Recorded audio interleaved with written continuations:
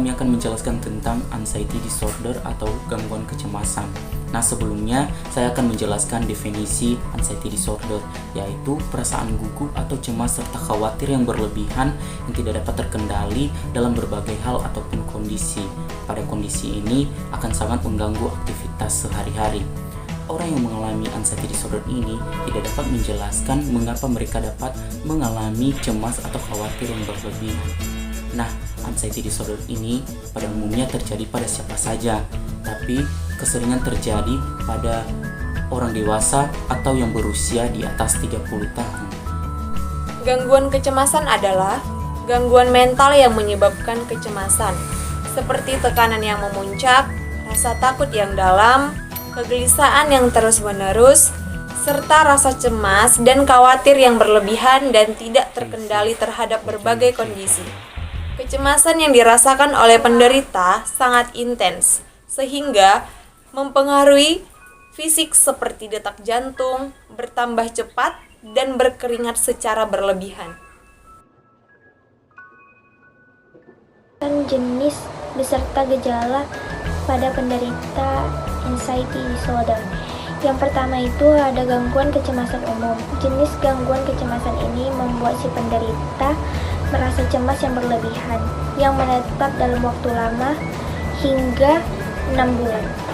Gejala yang dirasakan pada penderita gangguan kecemasan umum ini seperti gemetaran dan keringat dingin, pusing, susah tidur, mudah lelah, mudah marah, dan tidak nafsu makan. Yang kedua adalah fobia sosial, yaitu rasa cemas dan takut yang luar biasa terhadap interaksi sosial dan interaksi kepada orang lain.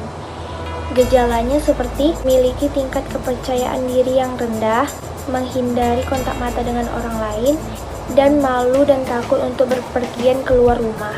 Yang ketiga ada gangguan panik, dapat terjadi kapan saja dan terjadi secara tiba-tiba. Gejala yang terjadi pada gangguan panik ini seperti gemetaran, merasa mengalami serangan jantung, ketakutan, dan merasa tidak berdaya. Selanjutnya ada gangguan kecemasan sosial, yaitu seseorang yang memiliki rasa cemas secara berlebihan terhadap lingkungan sosialnya. Penderita biasanya terintimidasi dan merasa malu secara berlebihan sehingga menghindari kerumunan. Selanjutnya ada PTSD, yaitu Post Traumatic Stress Disorder. Biasanya muncul pada seseorang yang pernah mengalami kejadian traumatis pada masa lalunya seperti korban kekerasan atau kecelakaan. Penderita biasanya sulit untuk melupakan masa lalunya sehingga sering merasa bersalah, terisolasi, dan sulit bersosialisasi. Terakhir ada OCD, yaitu gangguan obsesif kompulsif, yaitu penderita yang cenderung melakukan sesuatu secara berulang-ulang untuk mengurangi rasa cemasnya yang berasal dari pikirannya sendiri. Contohnya mencuci tangan secara berulang-ulang karena merasa tangannya masih kotor sehingga menyakiti dirinya sendiri. OCD bersifat menetap, tidak terkendali, dan bisa kambuh kapan saja. Mengatasi kecemasan, yang pertama menarik nafas yang dalam, artinya posisi tubuh kamu harus rileks. Dan ketika kamu mengalami kecemasan, tarik nafas panjang selama 5 detik dan lepaskan perlahan. Kemudian lakukan ini secara berulang kali. Kedua, menyibukkan diri melakukan hobimu seperti membersihkan rumah ataupun berbelanja. Ketiga, ada mengonsumsi makanan yang bergizi, melakukan olahraga secara rutin. Dan terakhir, kamu bisa bercurhat kepada orang yang kamu percaya mengenai masalah atau kecemasan yang kamu alami.